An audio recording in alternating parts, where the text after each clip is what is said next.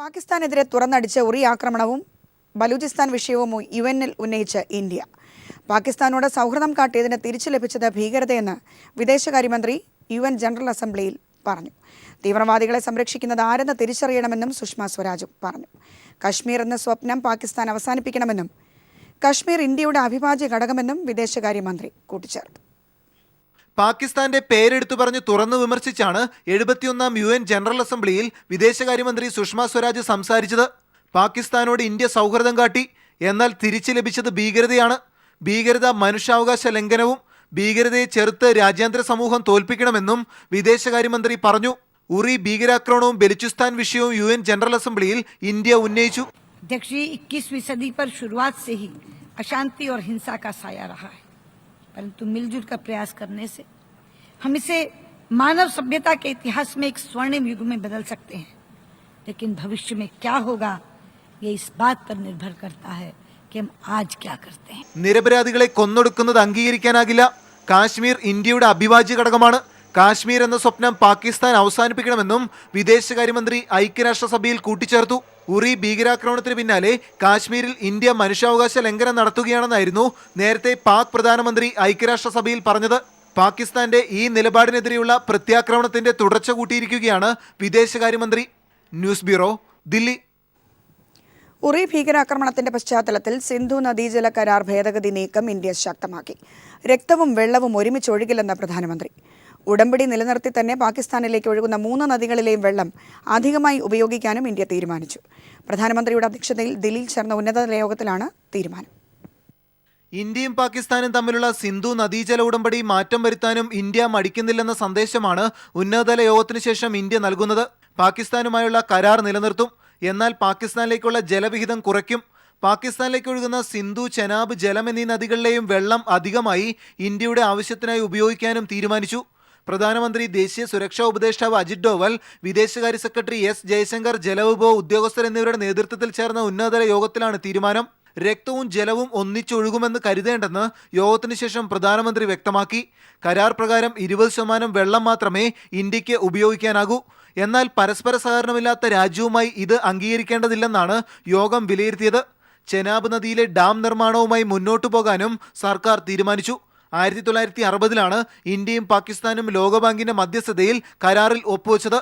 ഇന്ത്യയിൽ കൂടി ഒഴുകുന്ന നദികളെ തിരിച്ചുവിട്ട് പാകിസ്ഥാനിൽ വരൾച്ചയും പട്ടിണിയും ഉണ്ടാക്കുമോ എന്ന ഭയത്തിലാണ് കരാർ ഉടലെടുത്തതും. അന്താരാഷ്ട്ര തലത്തിൽ വലിയ സമ്മർദ്ദങ്ങൾക്ക് വഴിവെച്ചേക്കുമെങ്കിലും പത്താൻകോട്ടിന് പിന്നാലെ ഉറി ഭീകരാക്രമണവും പാക് നിലപാടും നദീ സഹകരണ കരാർ ഭേദഗതി സാധ്യത ചർച്ച ചെയ്യുന്നതിലേക്ക് വഴിവെച്ചു. News bureau, Delhi. കിഫ്ബി വായ്പ വഴി നിർമ്മിക്കുന്ന റോഡുകൾക്ക് ഇനി മുതൽ ടോൾ ഉണ്ടാവില്ലെന്ന് ധനമന്ത്രി തോമസ് ഐസക് നിയമസഭയിൽ വ്യക്തമാക്കി.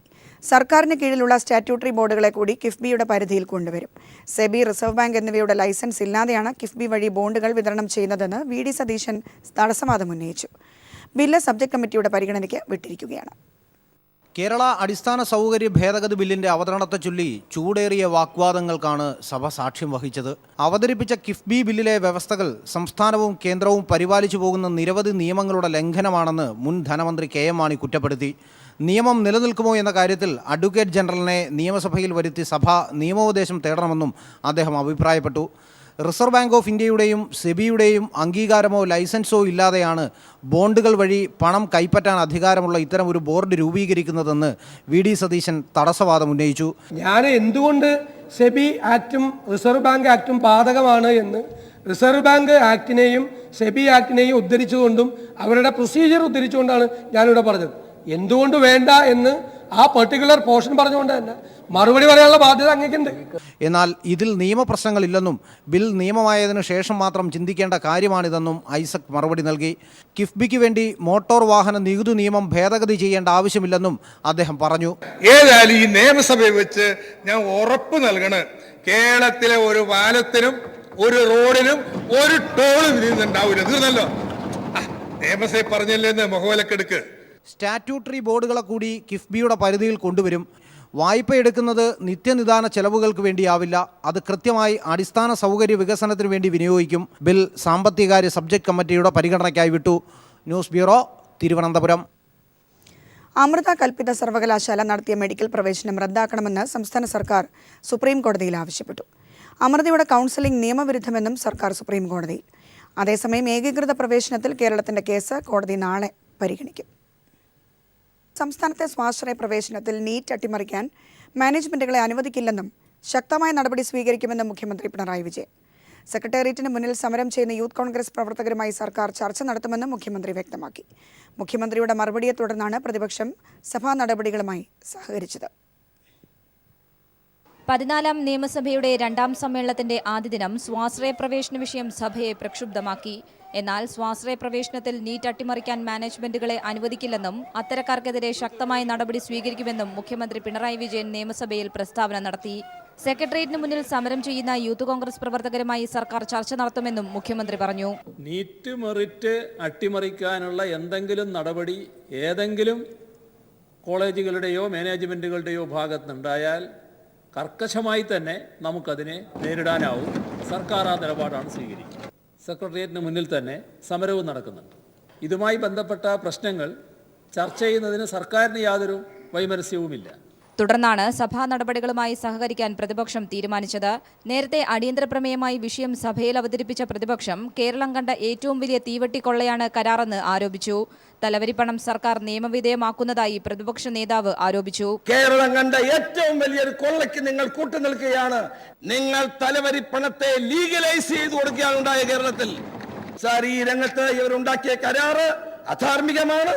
കഴിഞ്ഞ 5 വർഷം UDF സർക്കാർ വർദ്ധിപ്പിച്ച ഫീസിനേക്കാളും കൂടുതലാണ് LDF സർക്കാർ ഇപ്പോൾ വരുത്തിയ വർധനവെന്ന് വിഷയം അവതരിപ്പിച്ച മുൻമന്ത്രി VS ശിവകുമാർ ആരോപിച്ചു. എന്നാൽ ഇത്തവണത്തെ കരാർ മുഖേന മെറിറ്റ് സീറ്റിൽ വൻ വർധനവാണുണ്ടായിട്ടുള്ളതെന്ന് ആരോഗ്യമന്ത്രി KK ശൈലജ മറുപടി നൽകി. മെറിറ്റ് സീറ്റിന്റെ എണ്ണം വളരെയേറെ വർദ്ധിച്ചു. BPL കാറ്റഗറിയിൽപ്പെട്ട മെറിറ്റ് സീറ്റിന്റെ എണ്ണം 120 എണ്ണം ഇത്തവണ വർദ്ധിച്ചു സർ. അതുപോലെ മൊത്തം മെറിറ്റ് സീറ്റ് നേരത്തെ 750 ആയിരുന്നത് 1150 ആയിട്ട് ഇത്തവണ വർദ്ധിച്ചു സർ. മന്ത്രിയുടെ മറുപടിയുടെ അടിസ്ഥാനത്തിൽ സ്പീക്കർ അടിയന്തര പ്രമേയത്തിന് അനുമതി നിഷേധിച്ചു. എന്നാൽ സ്വാശ്രയ കരാർ പൊളിച്ചെഴുതണമെന്നാവശ്യപ്പെട്ട് പ്രതിപക്ഷം സഭയുടെ നടുത്തളത്തിൽ കുത്തിയിരുന്ന് പ്രതിഷേധിച്ചു. തുടർന്ന് താൽക്കാലികമായി സഭ നിർത്തിവെച്ച് കക്ഷി നേതാക്കളുമായി സ്പീക്കർ ചർച്ച നടത്തി. ശേഷം സഭ പുനരാരംഭിച്ചപ്പോഴായിരുന്നു മുഖ്യമന്ത്രി വിഷയത്തിൽ പ്രസ്താവന നടത്തിയത്. നിയമസഭയിൽ നിന്നും S. ഷീജ. സ്വാശ്രയ പ്രശ്നത്തിൽ സർക്കാരുമായി യൂത്ത് കോൺഗ്രസ് നേതാക്കൾ നടത്തിയ ചർച്ചയിൽ തീരുമാനമായില്ല. സ്വാശ്രയ കരാറിൽ പെട്ടെന്ന് മാറ്റം വരുത്താൻ കഴിയില്ലെന്ന് സർക്കാർ വ്യക്തമാക്കി. സമരം തുടരുമെന്ന് യൂത്ത് കോൺഗ്രസ് നേതാക്കളും അറിയിച്ചു. അതേസമയം സ്വാശ്രയ പ്രശ്നത്തിൽ യൂത്ത് കോൺഗ്രസ് KSU പ്രവർത്തകർ സംസ്ഥാനത്ത് വിവിധയിടങ്ങളിൽ നടത്തിയ മാർച്ചിൽ പലയിടത്തും അക്രമം. സെക്രട്ടേറിയറ്റിന് മുന്നിൽ KSU പ്രവർത്തകർ പോലീസിന് നേരെ കല്ലെറിഞ്ഞു. പ്രവർത്തകരെ പിരിച്ചുവിടാൻ പോലീസ് ലാത്തി വീശുകയും ജലപീരങ്കി പ്രയോഗിക്കുകയും ചെയ്തു. സ്വാശ്രയ വിഷയത്തിൽ സർക്കാരിനെതിരെയുള്ള സമരം രക്തരൂക്ഷിതമായിരിക്കുന്നുവെന്ന് വരുത്തി തീർക്കാൻ KSU യൂത്ത് കോൺഗ്രസ് പ്രവർത്തകരുടെ ശ്രമം. സംസ്ഥാന സർക്കാരിനെതിരെ സെക്രട്ടേറിയറ്റിന് മുന്നിൽ നടത്തിയ മാർച്ചിലാണ് പോലീസിന്റെ മർദ്ദനം ഏറ്റുവെന്ന് പ്രചരിപ്പിക്കാനായി ശരീരത്തിലും വസ്ത്രത്തിലും ചുവന്ന ചായം പൂശി KSU യൂത്ത് കോൺഗ്രസ് പ്രവർത്തകർ സമരത്തിനെത്തിയത്. ഇത് യൂത്ത് കോൺഗ്രസ് KSU പ്രവർത്തകർ. ഇവർ എത്തിയത് സെക്രട്ടേറിയറ്റിന് മുന്നിൽ സമരത്തിന്. ഈ യൂത്തന്മാരുടെ വസ്ത്രങ്ങളിൽ കാണുന്നത് മർദ്ദനമേറ്റ് മുറിഞ്ഞതിന്റെ രക്തപ്പാടുകളാണെന്ന് കരുതിയെങ്കിൽ തെറ്റി. സമരത്തിന് വന്നവർ സമരം കൊഴിപ്പിക്കാൻ ചുവന്ന ചായവുമായാണ് എത്തിയത്. സ്വന്തം വസ്ത്രങ്ങളിൽ പോലീസ് ലാത്തിചാർജ് തുടങ്ങുന്നതിന് മുൻപ് തന്നെ ചായം പുരട്ടി.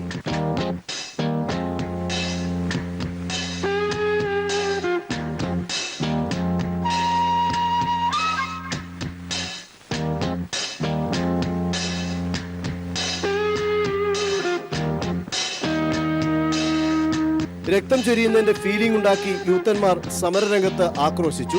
ചായം പുരട്ടി നടത്തിയ സമരത്തിന്റെ കള്ളി വെളിച്ചത്തായതോടെ KSU യൂത്ത് കോൺഗ്രസുകാർ ഒരിക്കൽ കൂടി തങ്ങളുടെ ഇത്തരത്തിലുള്ള കഴിവ് തെളിയിച്ചിരിക്കുകയാണ്. പോലീസിനെ കണ്ടപാടെ ഓടി ഒളിച്ചവരാണ് അരങ്ങ് തകർത്ത ഈ ബിരുദന്മാർ എന്നതും പറയാതെ വയ്യ.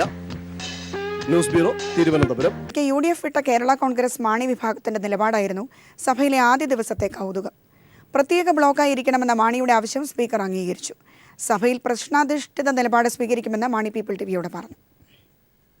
സഭാ നടപടികൾ തുടങ്ങിയതിനു ശേഷം 8:50ഓടെയാണ് KM മാണിയുടെ നേതൃത്വത്തിൽ മാണി വിഭാഗം MLA മാർ നിയമസഭയിലെത്തിയത്. മാണിയുടെ ഇരിപ്പിടവും നിലപാടുകളുമായിരുന്നു ആദ്യ ദിവസത്തെ കൗതുകം. പ്രത്യേക ബ്ലോക്കായിരിക്കണമെന്ന മാണി വിഭാഗത്തിന്റെ ആവശ്യം സ്പീക്കർ അംഗീകരിച്ചിട്ടുണ്ട്.